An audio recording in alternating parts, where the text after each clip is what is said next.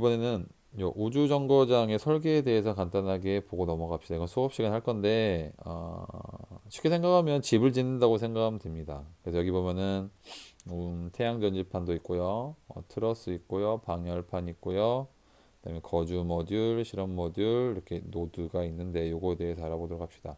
여러분 태양 전지판은 왜 필요할까요? 당연히 기계들이 있으면 기계들을 작동하려면 전기가 필요할 거 아닙니까? 그러니까 태양열을 이용해서 전기를 만들기 위해서 장비와 기계들이 필요한 전력 공급하고요. 방열판, 방열판은 지금 얘네들을 방열판이라고 이야기하는데 이 방열판이 왜 필요하냐면 여러분 컴퓨터 작동을 하면 열이 나죠.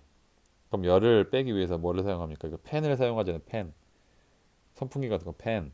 그런 것처럼 얘네들도 기기가 작동이 되면 열이 많이 납니다. 그래서 우주 정거장에 열을 제거하기 위해서 이 방열판을 사용하고요.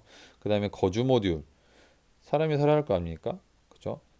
식사, 수면, 운동, 휴식 등을 위한 공간이 거주 모듈이 되겠고, 그 다음에 실험 모듈은 뭘까요? 그렇죠. 우주인이 우주에 가서 놀고 있는 게 아닙니다.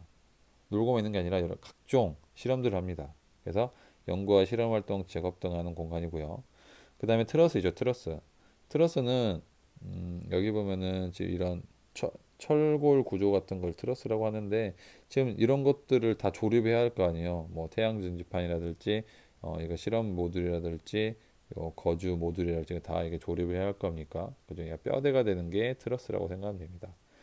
우주 정거장 외부에 위치한 금속 구조물로 각 모듈을 연결하고 지지하는 역할을 한다. 그리고 요 노드가 있는데 노드는 뭐냐면 노드는 쉽게 생각하면 모듈을 연결하는 것이라고 생각하면 됩니다. 그러니까 여기에 예를 들어서 거주 모듈이 있어요. 그리고 그 뒤에다가 또 어떤 모듈을 연결하고 싶어요. 그 모듈하고 모듈을 연결해 주는 그러니까 다리 역할을 한다고 생각합니다. 얘가 이제 노드라고 생각하면 돼요.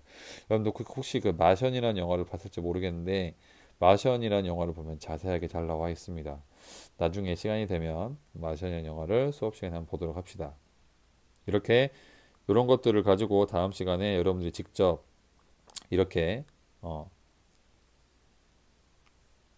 디자인을 할 거예요. 그래서 가장 디자인이 잘 된 조한테 도장을 주도록 할 겁니다.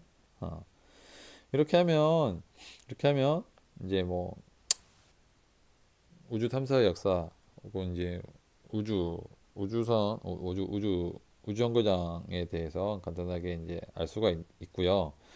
그러면 이 우주과학과 관련된 직업들은 뭐가 있는지 대해서 알아보도록 합시다. 별로 어려운 내용은 아니니까 읽어보고 넘어가도록 합시다. 당연히 우주를 탐사하려면 누가 필요할 거예요? 그렇죠? 우주인이 필요하겠죠. 직접 우주로 나가서 탐사 활동을 하고 있는 우주인.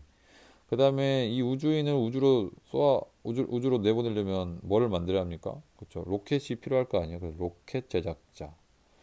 그 다음에 로켓에 사람만 쏘아 올리는 것이 아니라 인공위성도 쏘아 올린다고 했었잖아요. 근데 인공위성을 쏘아 올리면 쏘아 올리고 난 다음에 가만히 있으면 됩니까? 안 되죠. 이 인공위성이 작동하고 있는지 작동하고 있지 않는지 이런 것들을 조정할 필요가 있겠죠. 그래서 이런 인공위성 연구원. 그 다음에 이 인공위성의 성능이 좋아야 나중에 이런 것들을 통해서 이용한 사람들이 큰 이득을 보겠죠. 그래서 그럼 인공위성의 성능을 개발할 필요가 있겠죠. 이런 걸 개발하는 공학자들. 그리고 우주 개발의 기초가 되는 학문을 연구하는 요 천문학자도 있고요. 그 다음에 우주인이 우주를 탐사하고 있을 때 거기서 여러 가지 식량 같은 것도 필요할 거 아닙니까? 뭘 먹어야 실험을 할 수 있으니까. 그런데 우주에서 먹는 음식과 지구에서 먹는 음식은 좀 다릅니다. 그래서 요 식품 개발자도 필요하겠죠.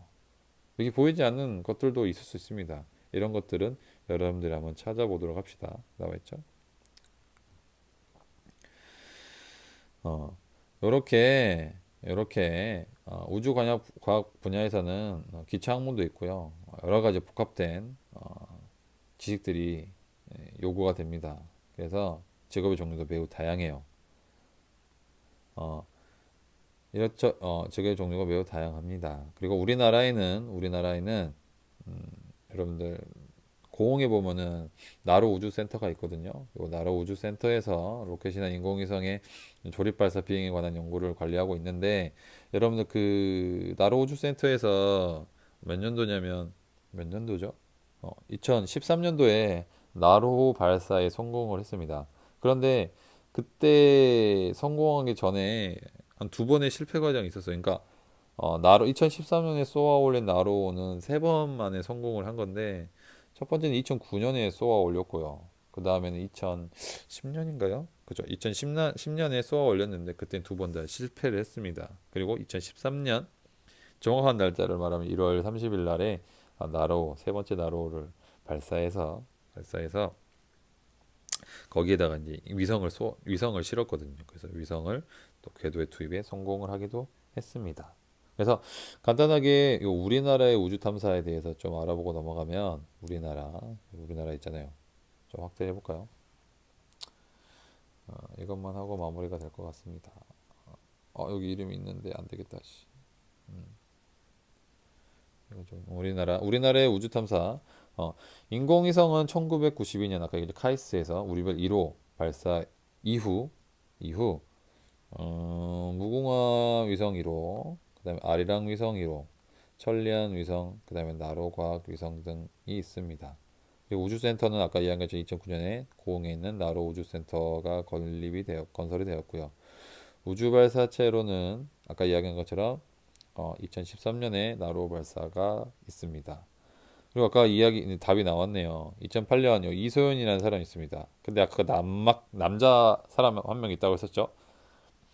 두 명이 올라갔는데 한 명이 탈락한 그 남자 사람, 남자 이 남자 이름을 알아보세요. 그러면은 선생님이 어, 그 도장을 주겠습니다. 그래서 이소연 박사인데 이분은 거기 우주정거장에 머물면서 다양한 실험을 했습니다. 그래서 뭐 식물 발화 생장 및 변이 관찰, 그다음에 뉴턴의 운동 법칙 실험, 한국 우주인의 얼굴 형상의 변화에 대한 연구, 우주 볼펜의 원리, 뭐 차세 메모리 등등 이런 것들에 대해서 실험을 하였고요. 그리고 달 탐사 계획이 있습니다. 2016년까지 한국형 발사체를 개발하여 2020년에는 달 궤도 위성을 발사하고 2025년에는 달 착륙선을 발사할 예정이라고 합니다. 그러면 우리도 달에 달을 그냥 뭐 우리가 여행 갈 때 해외여행 갈 때 가는 것처럼 언젠가는 달도 이렇게 우리가 여행을 할 수가 있겠죠. 그렇죠? 머지않아 그런 날이 올 거라고 선생님은 믿어 의심치 않습니다. 자, 개념항의 문제를 풀고 마무리를 합시다. 그렇죠? 땡땡은 연료를 태워 만들어진 가스를 뿜는 방향과 반대 방향으로 작용하는 힘을 이용하여 우주로 날아간다. 이게 뭡니까? 로켓이죠. 요 반대 방향으로 작용하는 힘을 뭐라고 했습니까? 여기까지 알으면 좋겠죠. 작용,